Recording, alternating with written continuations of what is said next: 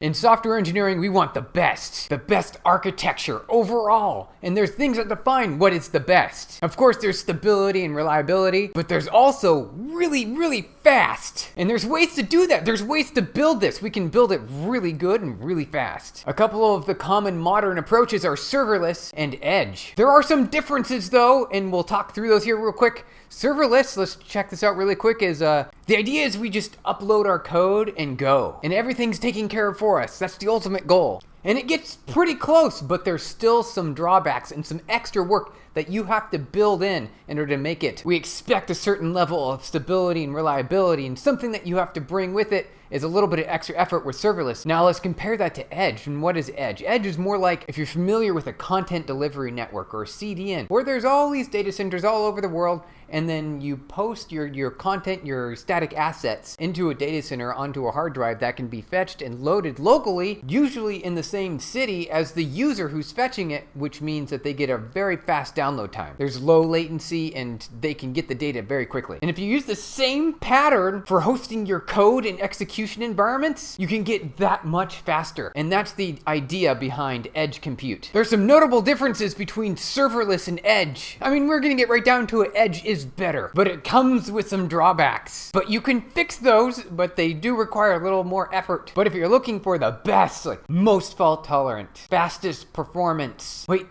are there other things in there? Well, I guess security, right? It should be secure too. There are a lot of options available for both of these patterns. And when we take a look at it, we actually see that the similarity between serverless and edge, that edge ends up being even more serverless. There are a lot of vendor options available to us for both serverless and edge, and if we take a look, we see that we have some pretty good options with serverless. We have a list of options here. There are a couple of different offerings or flavors of serverless. So you can have a code style where you just upload your code and the code is hosted and you don't have to worry about anything else.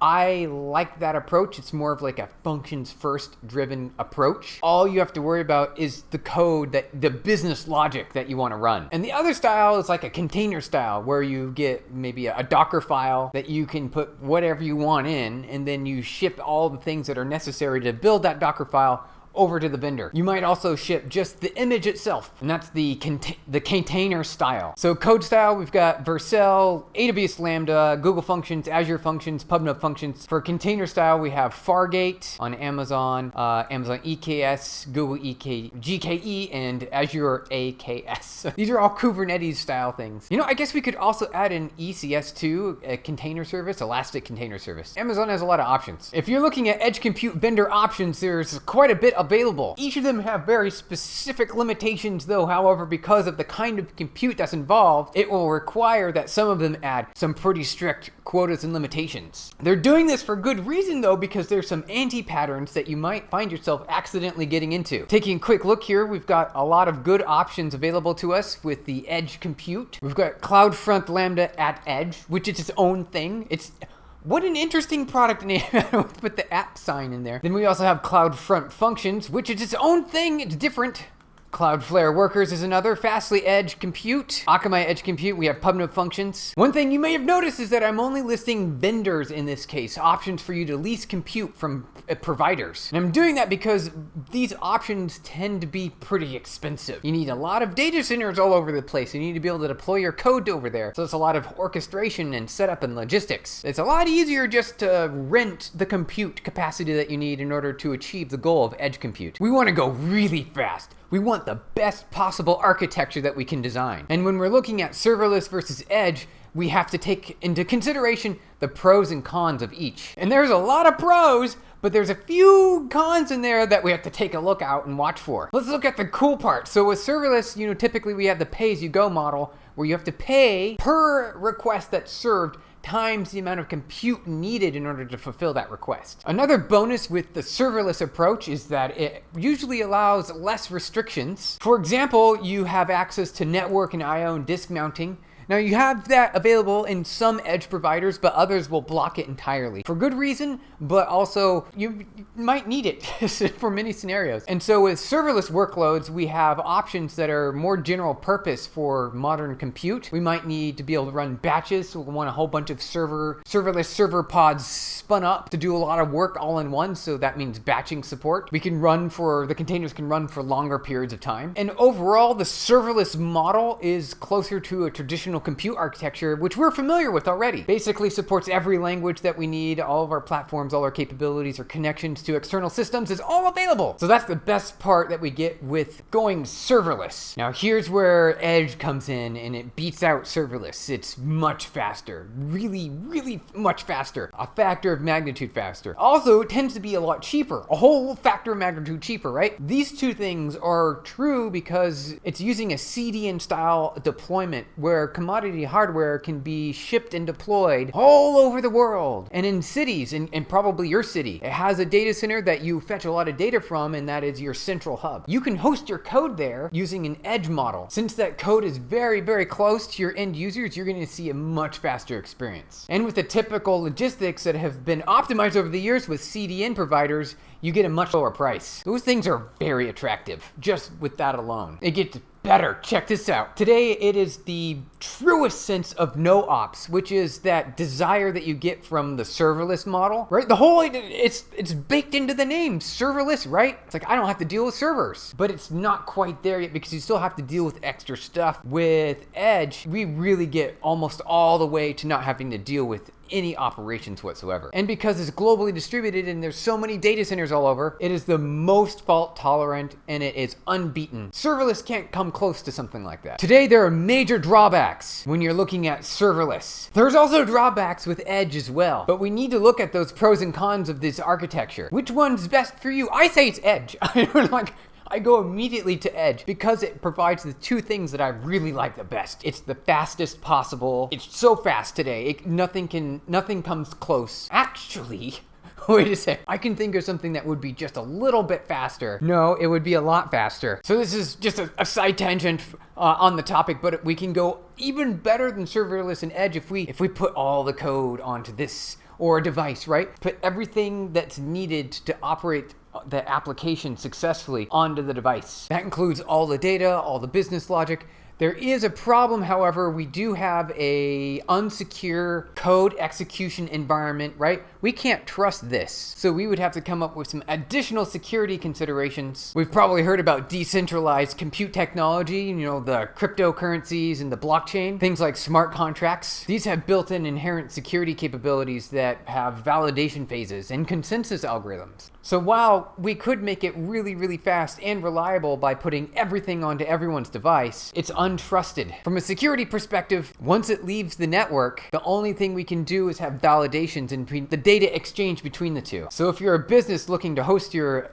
code and your product on one of these options, serverless or Edge, we're gonna have to pick one of the two. We can push as much as we can onto the device itself. Anything related to the data and the aspect of exchange of information between systems needs to have that central source of trust. We need a trusted execution environment in order to make that possible. I'm looking for the best, most powerful option available today. When building software in a distributed fashion, we have a lot of options available to us. Serverless or Edge, that's usually the topic of the day. Do we pick one or the other? We can figure out which one we want to pick based on the kind of workload that we have. So if we make a quick list here, I can see that we would have, which one to choose. It depends on our workload, right? What kind of workload it's going to be. Serverless is great for things like batching, cron-based systems that need to periodically execute things based on, time of day or over a number of hours. We can also do things like distributed data research. Actually, almost everything can go under serverless. This is actually a good catch-all in this case. You can also do traditional API servers. So serverless is great if, just sort of like the foundation. It's like maybe the starting point. If you want to go into the modern way of operating serverless or Edge, serverless is maybe a good place to start. However, Edge is just that much better, though it has additional restrictions. Things like authorization. For example, does the user have access? Another good one is real-time interaction, where you'll have a lot of users maybe in a game or a room or in a shared experience online, and you want those users to have a really good experience. As a, real time's really important. Those scenarios require fast systems. So we got like live events, presentation, games, like classrooms, like e-learning, ed tech. When I order the burrito, like on-demand delivery, we need to see where the car is on the map and all those notifications that are sent back and forth. Ooh, another good one is a fleet management, where you might have a large fleet of something like maybe a bunch of delivery trucks or cars or plane, anything along those lines where you need to see things happening in real time. You'll want to have access to that, as those fleets will be able to connect to the nearest data center, share that data across various systems, and then you'll be able to get that data back in real time. Another really good one, telehealth. Here we go. You might be in an app or on your computer talking with a doctor, nurse, those sorts of things, and be able to communicate in real time between each other. Those kinds of things dramatically benefit from edge technology. That edge architecture will bring that experience that much closer to the users, so that way they have a zero perception of latency. It seems like it's happening at the very moment that it is happening in real life, and only edge can really give you that level of experience. And I know about this one a lot because this is where I work. This is a PubNub here, for example. We offer our edge technology via an API. So we make it even simpler, so you don't have to worry about any of the architecture. You just make API calls. Inherent in those API calls, you get all the capability of edge at your fingertips. And also with edge, there's any other traditional API server type scenario, users in a system and data and records and things that need to be pulled together. It's another really good case for edge compute. You wouldn't use edge for batch systems or large data workloads. Edge is really good for those really quick, like short-lived type compute snippets, which is fantastic if you have a large audience, a large number of users. This is the case when edge outshines any other option available. Today, right now, edge compute is the best technology available. We can't get any better. Well, we kind of. Here's the deal, edge is at our fingertips. You can access it right now, this very second. And you can use it to grow your business, your users, as far as you need to. That's one of the powers of edge. It's just so massive, and it takes care of all the fault tolerance, the reliability, scaling, and the performance. But scrolling down here really quick, let's take a look at the cons between the two systems. So we've the two systems of architecture, the various approaches of serverless versus edge. So if you're going the serverless route, which is, a more approachable route because it's generally available from our existing stacks, we kind of know what our tech is, database access, API calls over here. Serverless is just a little more approachable from an architecture perspective because it's easy. I'm almost kind of call it lazy compared to which is nice. I mean, usually you want to go with the easy option, though I like the best technology available. So that's where I tend towards edge technologies. However, if we're looking at serverless, it can get very expensive compared to managing the server yourself. So if you're going to go down the serverless path, you might end up having to do your own hosting anyway, because serverless gets very expensive very quickly. Even though the word serverless says you don't really have to deal with the server,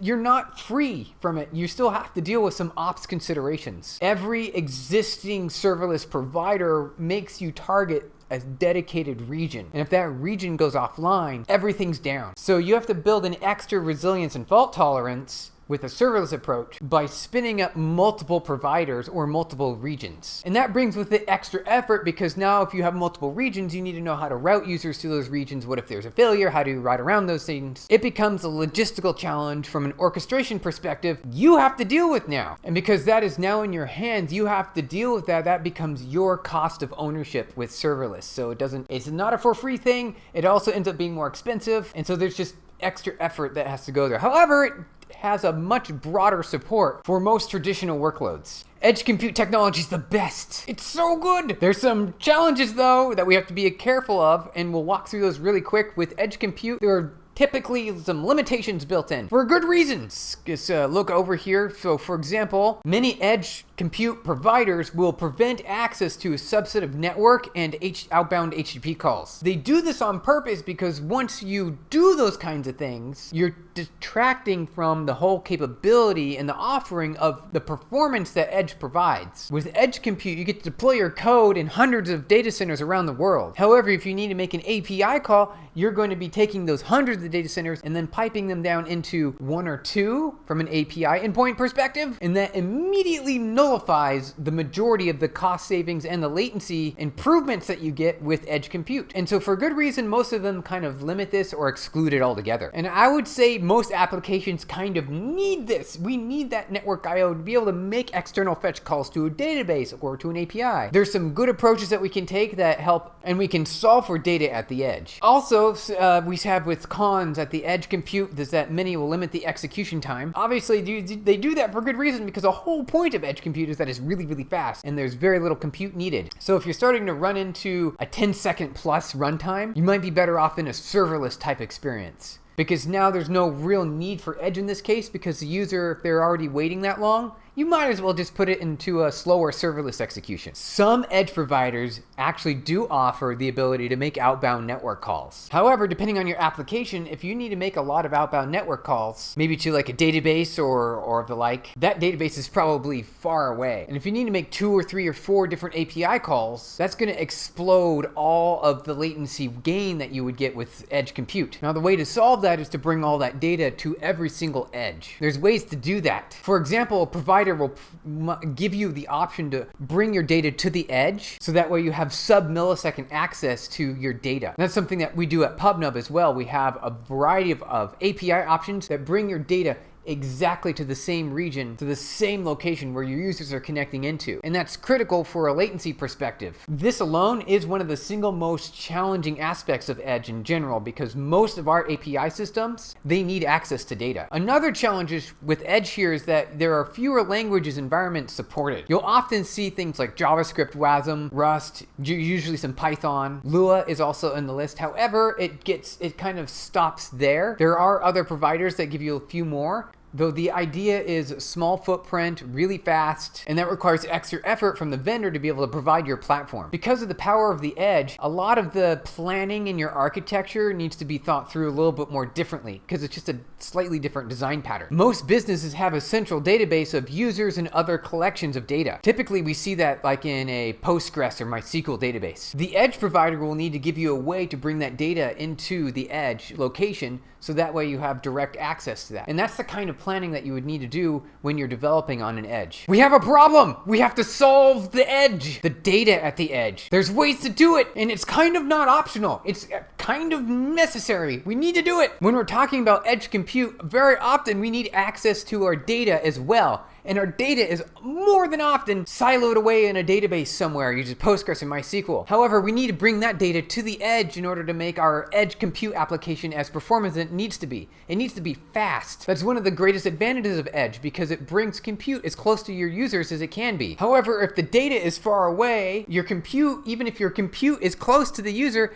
the compute still has to fetch the data, and it's gonna be really slow. So we need to bring that data to the edge. And there's a couple of ways to do that. So we need to solve for data at the edge. A very common practice is simply just caching the data. So you can make fetch calls and then cache the data at the edge, which allows you to provide a really good experience. And you can hot load that cache so the cache is warm and ready. And then you can do cache invalidations and other strategies that make sure the data is fresh, especially when things change. I should probably add that one to the list, caching data at the edge. And that might be like the simplest patch approach. You can totally do that. Another option is to use Terso, which is a globally distributed SQLite database, which what you can do is bring in Terso's library into your application and have it connect up to the nearest uplink for the database, which allows you to bring data close to your end users, almost like it's like essentially right there. And if you do it in this fashion, you will have the absolute amazing experience. Now, the provider does need to give you access to network IO to make this work. In fact, all of these options need to have access to network, otherwise there's no way to really get data into the system. Cloudflare also brings with it a few options for their CDN offering. With Cloudflare Workers, you can use D1 and R2. These are distributed data-backed systems that allow you to access your data and then bring it near the edge where your compute can have access to it. With PubNub, to bring your data close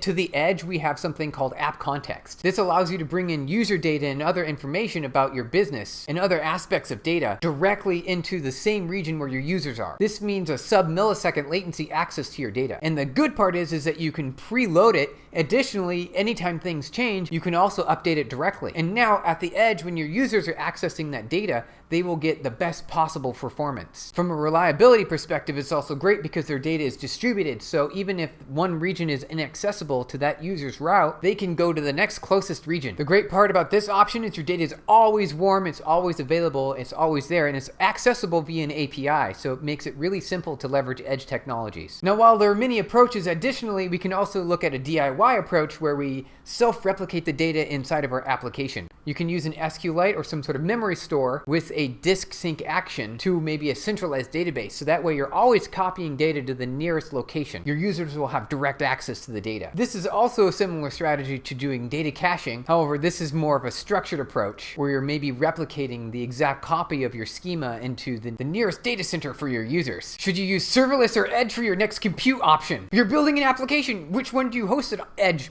The answer is edge. It's just go with edge if you can. Now, here's the deal. Many scenarios exist where not everyone has the capability to deploy on an edge compute environment. But if you can, edge is going to outshine everything else. Super duper fast, extra reliable, extra secure, fault tolerant. And guess what? You don't have to deal with any of that. It's all automatically baked in for you. It's so satisfying. That's the kind of software engineering experience that I want as a software developer. I want to be able just to upload my code and magically everything is taken care of. And Edge does that more than any other kind of compute architecture option available today. The best opportunity for Edge is if you're maybe considering data migration to make your data even faster. Edge is going to be the best possible option for you. Really, at the end of the day, we're just writing software, and software writing is fun, so we can say that we love serverless, we love Edge. They're both fantastic technologies. Even though it may be a challenge because Edge compute is still fairly a new technology, if you get a chance, give it